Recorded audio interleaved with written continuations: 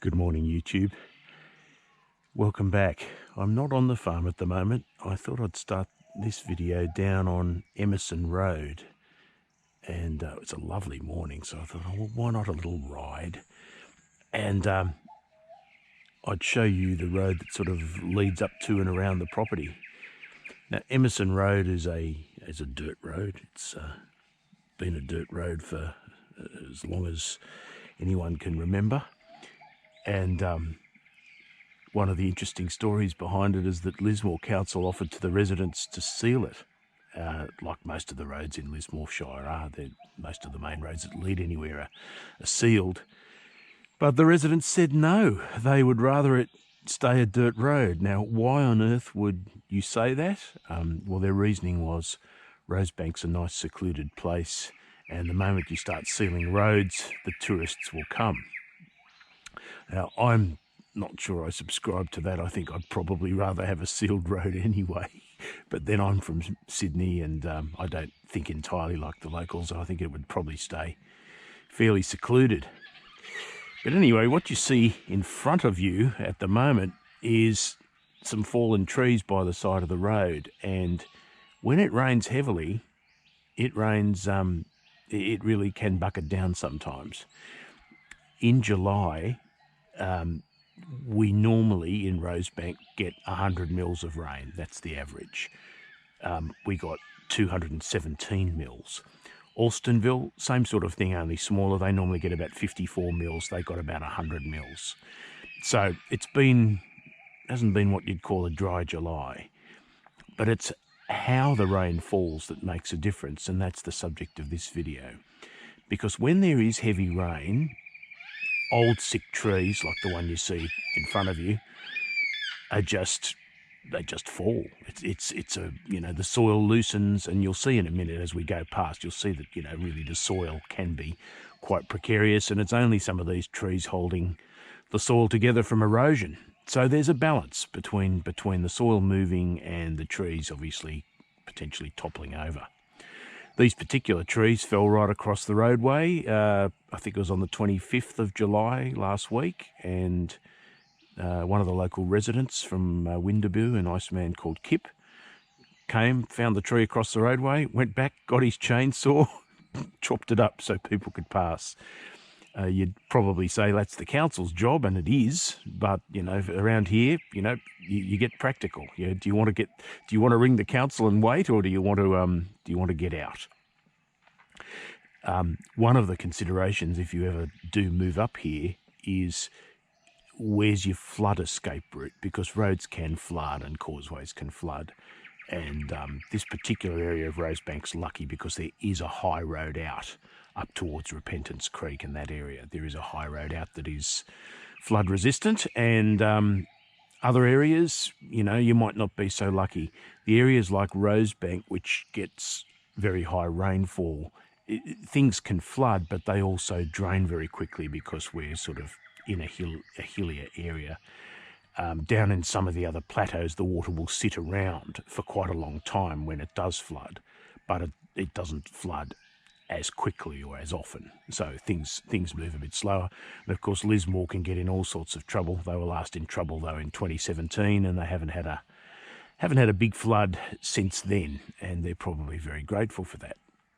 So why don't we get started? I will drive past those trees and I'll show you a bit of Emerson Road. Hopefully, as with some previous videos, it gets a little bit noisy with the engine of the quad bike, but you can probably hear me talking over it. If not, just enjoy the pretty scenery. Right, let's go.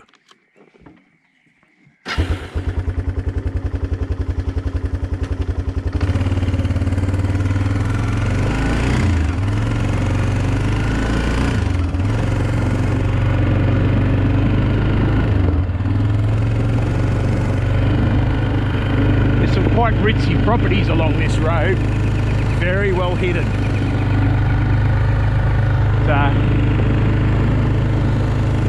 There's some old eucalypts, but on average around here, the trees lining the roads are camphor laurels, and that's well, they're a noxious weed, I suppose, but part of what makes this sort of area magical, particularly up here in the Eureka Plateau, is these canopied streets where the trees entirely cover the road. If you look at the side of the road here, you can see what I mean about the roots and the soil having this sort of relationship that keeps the soil in check. There's a lot of roots on the surface of the soil here, and it might at a casual glance look very rainforesty, and I suppose it is. There's a few rainforest trees, but a lot of them are actually just camphor laurels. It's a pretty sight. We were talking of Lismore Council earlier. They're not a slack council. They respond to complaints about the road, and the rain certainly carved some rivulets in this road. As you can imagine, it's on a hill, it's a dirt road, there's gravel. Rain will make a channel through it fairly quickly. But to their credit, they came right out, put some new gravel on it, smoothed it out. Here we're up to General Stubbs Drive, and it's one of my entrances to Nutkin Farm right there. You can see the silos as we pass. They're not in use anymore. They're really just in your store and dehusk your own nuts, which I don't do, but I'm sure other farmers would do. These days I'd argue the economies of scale are better, way more in favour of outsourcing that. Another fallen tree there. That's been down for a little while. But this is sort of a process of renewal that happens. And it even happens in macadamia orchards as well. One of the things to check for when there's been a big rainstorm is fallen boughs. And I've actually been fairly lucky. This time around I didn't see too many fallen boughs or anything like that. And you've got to get them up because the harvest season isn't over. And, you know, just for the neatness of the orchard, you've got to do it anyway. But along here, you can have a look at where one bough came off and where I had to take the chainsaw to it yesterday. This tree right here, it's had quite a big branch that came off. I'd say it was possibly, or you call it at least a quarter of the tree. Wasn't a clean cut or anything because it wasn't a pruning job, but I used my chainsaw to get through the rest of it, chop it up into smaller limbs, and then use this quad bike to tow the branches off to a burn pile. So that's one of the things that can happen in the rain. And I can tell you now, macadamia wood is on the heavier side as far as wood's concerned. You wouldn't call it I don't know if it's a softwood or a hardwood, but it's certainly a heavy wood. Coming along the rows here, there's some crop yet to be picked up, but you can see some telltale signs of rain making its way through the property. And I'll show you something that I discovered yesterday, which basically supports the theory that you need decent ground cover in an orchard. Having said that, a lot of orchards in the Eureka area are done on the old school, you know, relying on the land being flat. And there are bits of flat land in Eureka, there's just not a huge amount of it. It's around that Gormans Road area. But when you've got a slope, you're grateful for that ground cover because it keeps the soil in place, stops channels developing. There's a little channel there. In fact, there's one. That's a perfect example of a channel being formed by rain. Just too much water at once. So on the 25th, we had a rain event that dropped 101 millimetres in one day. And unlike the rain in February, which was fairly constant, 101 millimetres in a day is enough to cause wash. And wash is the enemy of macadamia farmers. It can take away your topsoil, but it can also take away your nuts. And I wondered about that when Garth mentioned it on his videos, that nut can literally wash away. And I thought, well, how far could it go, really? I mean, would nut really be carried off in such a distance? And so I was a bit of a cynic about that until I saw it for myself. This is the burn pile that I've been adding to in the last couple of days. But here's what I found on the ground here. Look at all the nut in that. It's there and it's up here a bit further on, and there's you can see basically some washed down debris. There's leaves, there's, you know, all sorts of stuff, and you can see evidence of wash here leading down where it's meant to go. This is a grassed water channel that you see in front of you, and it leads down to the creek further down there and feeds that when it's flowing. But right, there's the nut on the ground, and the nearest tree is 15-20 meters away, and even if you assume that all of that nut is from that closest tree, that's a long way for the nut to wash. Now, I don't think the nut is necessarily lost. I can certainly say to my harvest contractor, go up and down the water channels, because there are some nuts that seem to be there, and there's some good nuts there. There's some money in those nuts, and they're worth picking up. But that's why a concrete example of why you need decent ground cover. Grass will tend to hold the nuts in place. Ditto weeds or whatever else you have growing. You don't want it to grow too long, because obviously the harvester then can't pick up the nuts. So as with all things, there's a balance to be struck.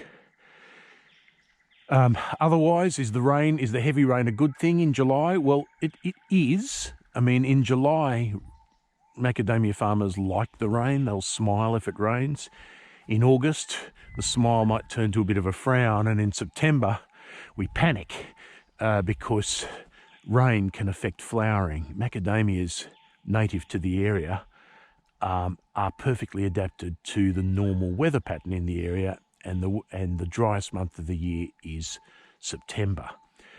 These flowers that you see are very sensitive to rain, in the sense that they can get botrytis, which is a form of fungal rot, and they won't pollinate if the flowers start getting rotten. And then you can see a couple of flowers in the trees already.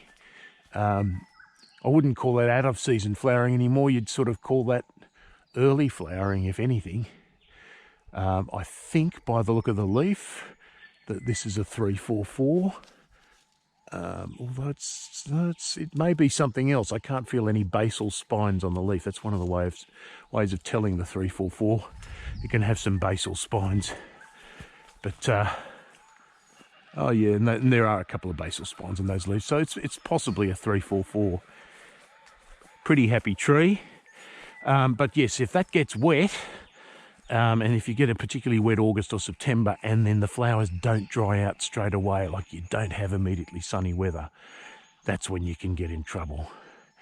And there's rumours of the long-range forecast being wet, and some farmers stockpiling particular fungicides to see if they can do an early fungus spray on the trees, which is very rarely done.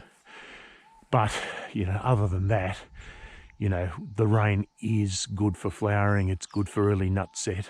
It's good for persuading a macadamia tree in its own little sort of nature balance that it can hold a crop. And so that when it gets young nuts, it's more likely to hold them than drop them with the process of shedding, which happens later in spring. Right, so there's my update. I've got some decent work to do, a bit of mowing, but nothing too urgent at the moment. It's just a lovely time of year. Temperatures in the low 20s, and then once the rain's gone, of course, it's a beautiful time to be out and about on the farm. I hope you're having fun wherever you are, and I will catch you again soon. Thanks for watching.